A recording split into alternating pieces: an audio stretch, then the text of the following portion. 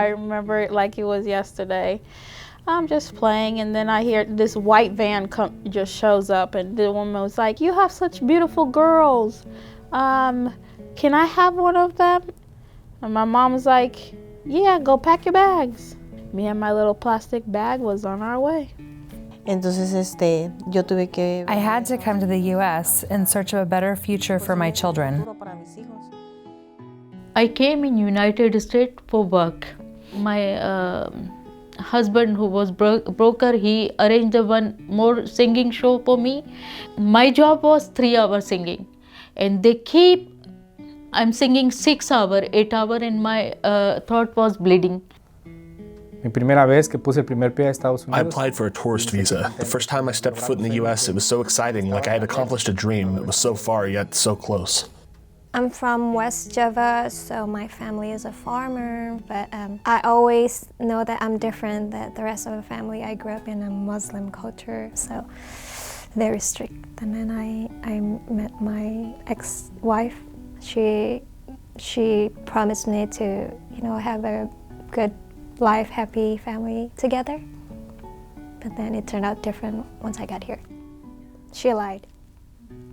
They're promised a job, promised a better opportunity at life, promised a chance to do better, and they come here. They end up here in a cycle of continuous abuse, a cycle of where the individual or the person who's going to help them out, help them get ahead in life, is now taking advantage of them. En realidad me sentía así porque I didn't know my rights in the U.S. I didn't know anything. I didn't know anyone. I didn't know the city, how to move around in the city. I didn't speak the language. They're at the complete mercy of whoever is housing them with inadequate makeshift housing, and they're charged with a debt that they can never pay off. Agarré mi primer cheque y la señora luego que lo agarré me... I got my first paycheck and the lady told me I had to cash it right away and how to cash it. Ya que lo cambié, dijo que de todo el total de ese cheque, $200. Once I cashed it, she said $200 were towards my debt, $50 were towards food, and the rest was for babysitting.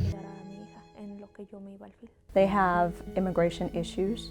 They're less familiar with their surroundings. They have not only cultural but language barriers. All of these things makes them more vulnerable to being trafficked.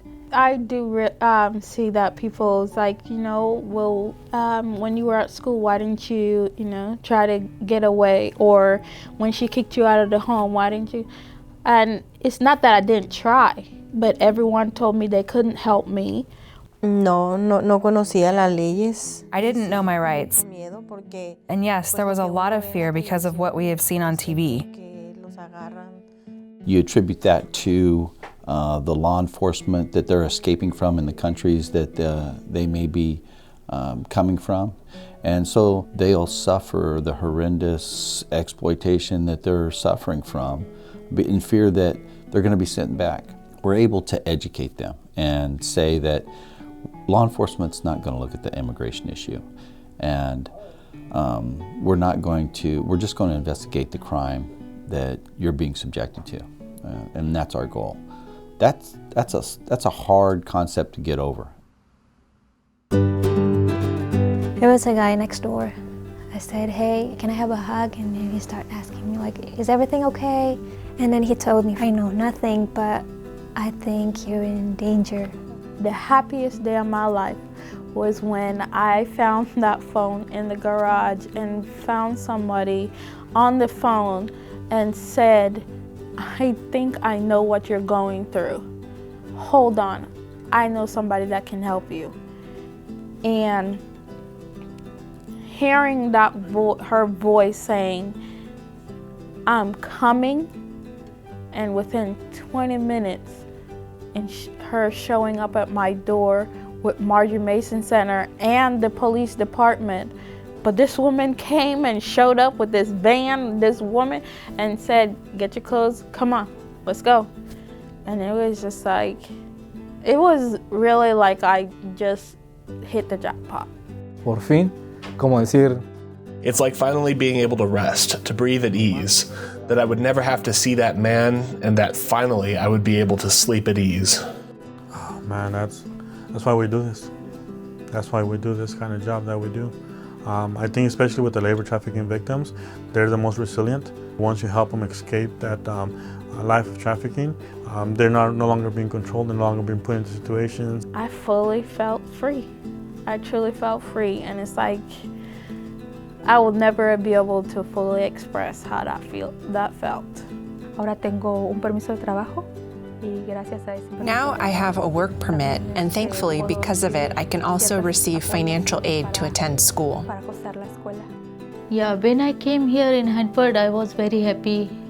I have shelter. No one selling me and buying me, and I'm sleeping well. Puedo ir a donde yo quiera. I can go anywhere I want to.